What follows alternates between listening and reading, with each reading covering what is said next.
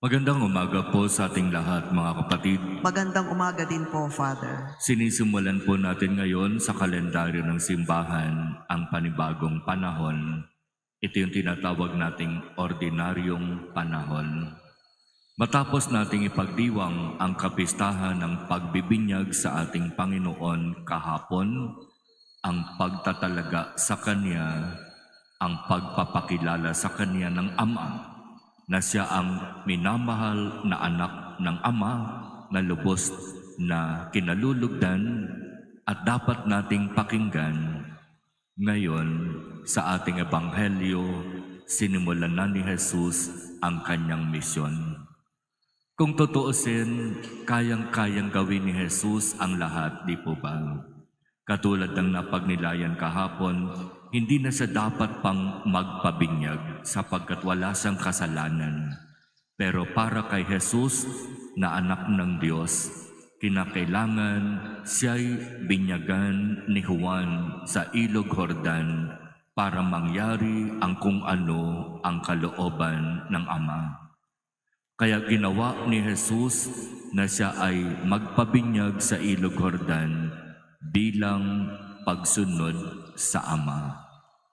Buong kababaang loob, ipinakita ni Jesus ang kanyang pagiging masunurin sa Ama at gagawin niya ito sa kanyang buong buhay hanggang sa huling sandali ng kanyang buhay sa krus. Ipapakita niya sa Ama na siya'y masunurin. At sa ating ebanghelyo, sinasabi dahil siya'y anak ng Diyos, kaya niyang gawin ang lahat.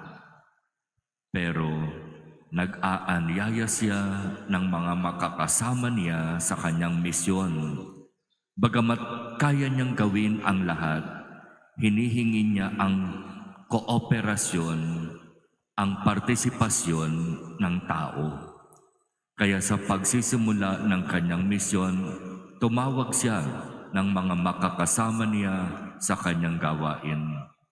At ang kanyang tinatawag ay mga simple, ordinaryong tao, makasalanan, hindi kilala, hindi sikat, walang sinasabi sa buhay.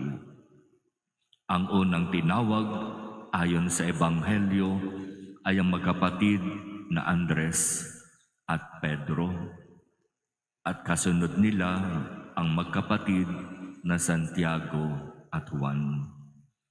Itong mga tinawag na ito ang bubuo sa kanyang tinatawag na inner circle, ang 12 apostol.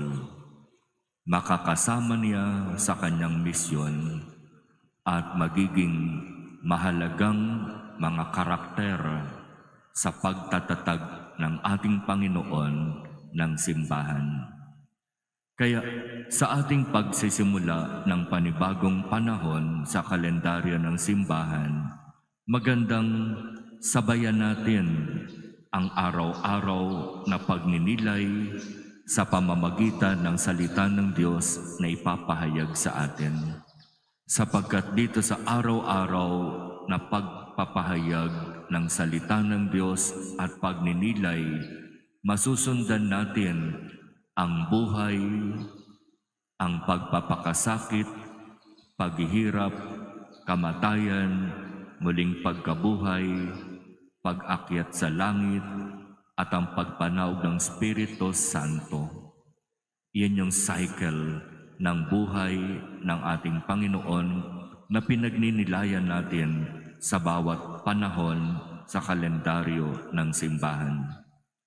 At dahil sinisimulan natin ang panibagong panahon na ito, dito sa ating parokya, sinisimulan din natin ang paglapit muli sa Diyos sa pananalangin upang pagkalooban tayo ng mga pinuno ng ating parokya na mamumuno sa atin ayon sa inaasahan ng Diyos sa atin. Sinimulan natin kahapon ang tinatawag nating prayerful discernment, kung saan hihingin natin ang biyaya ng Diyos na ipagkaloob sa atin ang mga pinunong makakasama natin ayon sa kanyang puso at isipan. Kaya magdarasal tayo na nawa ipagkaloob ng Diyos sa atin ang biyayang ito.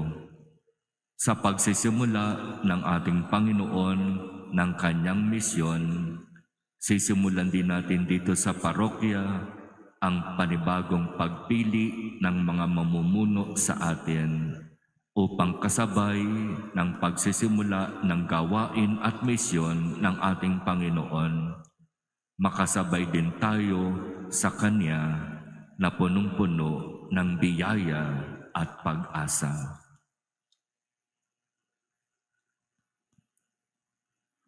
Amen.